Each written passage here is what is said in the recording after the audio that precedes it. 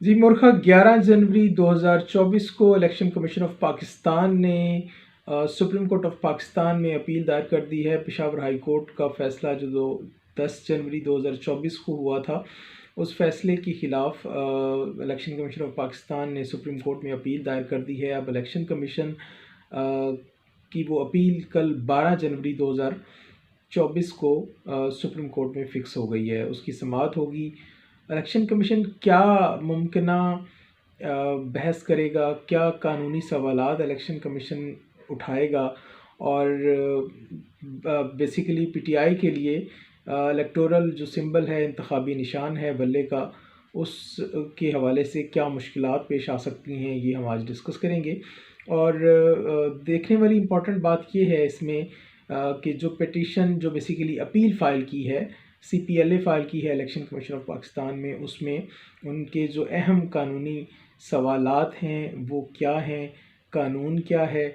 और इस कानून की वजह से पीटीआई के लिए क्या मुश्किलात हो सकती हैं। क्योंकि सुप्रीम कोर्ट जो है वो आइन और कानून को बड़ी बारीक बीनी से देखती है और कानून की तशरीह बड़ी बारीक बीनी से की जाती है सुप्रीम कोर्ट में। तो क्या मुमकिन हालात व वाक़यात हो सकते हैं। सबसे पहले तो ये समझना कि कल जो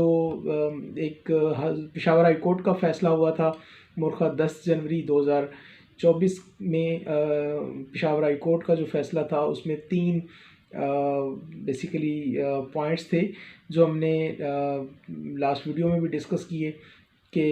इलेक्शन कमीशन का एक फ़ैसला था 22 दिसंबर 2023 का, वो मुअत्तल हो गया था, वो कलअदम हो गया था। इसके अलावा पीटीआई जो थी उसको बल्ले का निशान का हकदार ठहराया गया था पेशावर हाई कोर्ट के फ़ैसले के मुताबिक। और तीसरी इम्पॉर्टेंट बात थी कि इलेक्शन कमीशन ने अपनी वेबसाइट पर पीटीआई की तरफ से जमा कराया गया सर्टिफिकेशन जो था वो पब्लिश करना था। लेकिन हाई कोर्ट का जो फ़ैसला होता है उसके अगेंस्ट किसी भी फ़रीक को अगर उस फ़ैसले से कोई ग्रीवेंस है या उस फ़ैसले के ख़िलाफ़ वो समझता है कि मुझे जानना चाहिए, वो फ़ैसला सही नहीं हुआ, तो वो फ़रीक सुप्रीम कोर्ट से रुजू कर सकता है अपील में।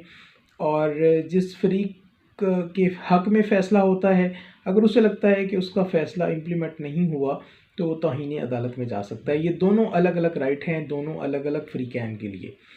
तो दोनों ही राइट एक्सरसाइज किए गए हैं। ये दोनों ही प्रोसीडिंग्स जो हैं वो इनिशिएट हो गई हैं।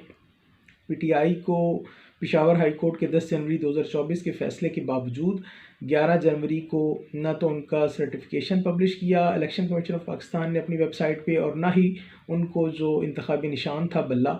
वो निशान अलॉट किया। लिहाजा 11 जनवरी को जो है वो पीटीआई वो तौहीन अदालत में उन्होंने तौहीन अदालत की कार्रवाई जो है वो इनिशिएट कर दी, और पेशावर हाई कोर्ट में तौहीन अदालत की दरख्वास्त दायर कर दी गई है। वो भी 12 जनवरी 2024 को पेशावर हाई कोर्ट में समाअत के लिए मुकर्रर हो गई है। जबकि जो दूसरी तरफ इलेक्शन कमीशन ऑफ पाकिस्तान है, इलेक्शन कमीशन ऑफ पाकिस्तान ने पेशावर हाई कोर्ट का जो शॉर्ट ऑर्डर था जिसमें वो 3 पॉइंट्स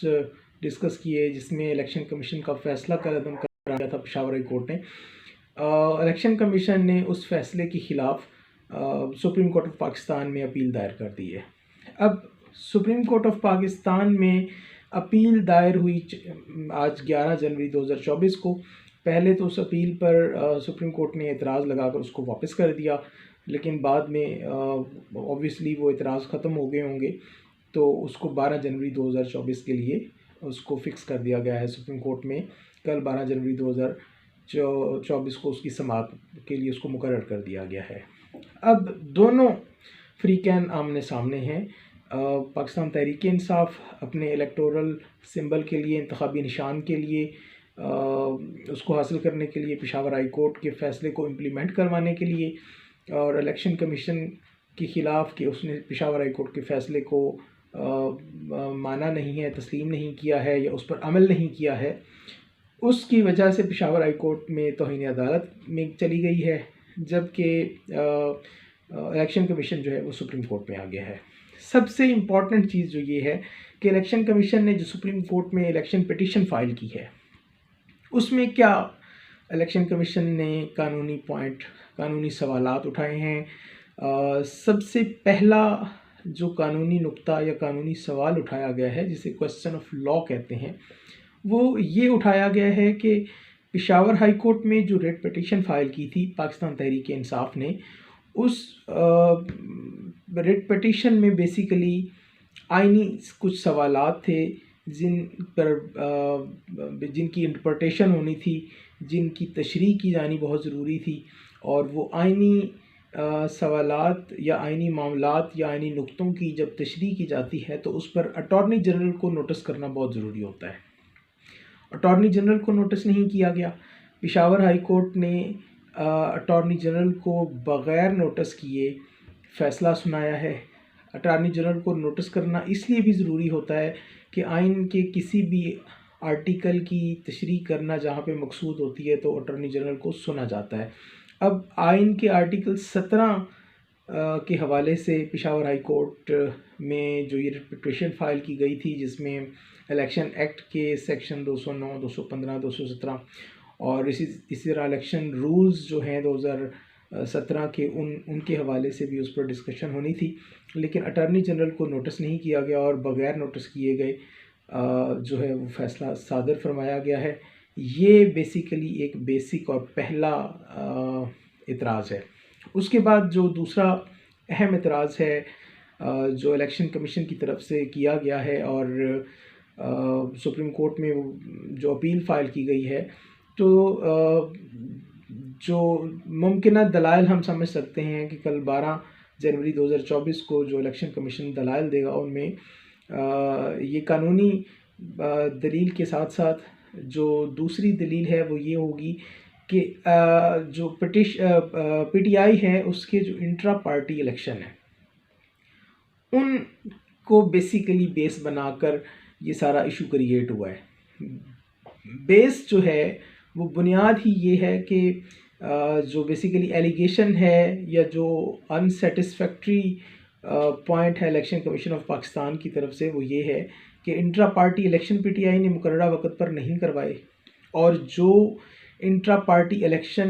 मोरखा 2/12/2023 को कराए गए पीटीआई के, वो इंट्रा पार्टी इलेक्शन बोगस हैं, वो फ्रॉड हैं। उस पर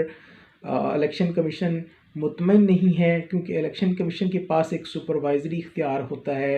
इंट्रा पार्टी इलेक्शन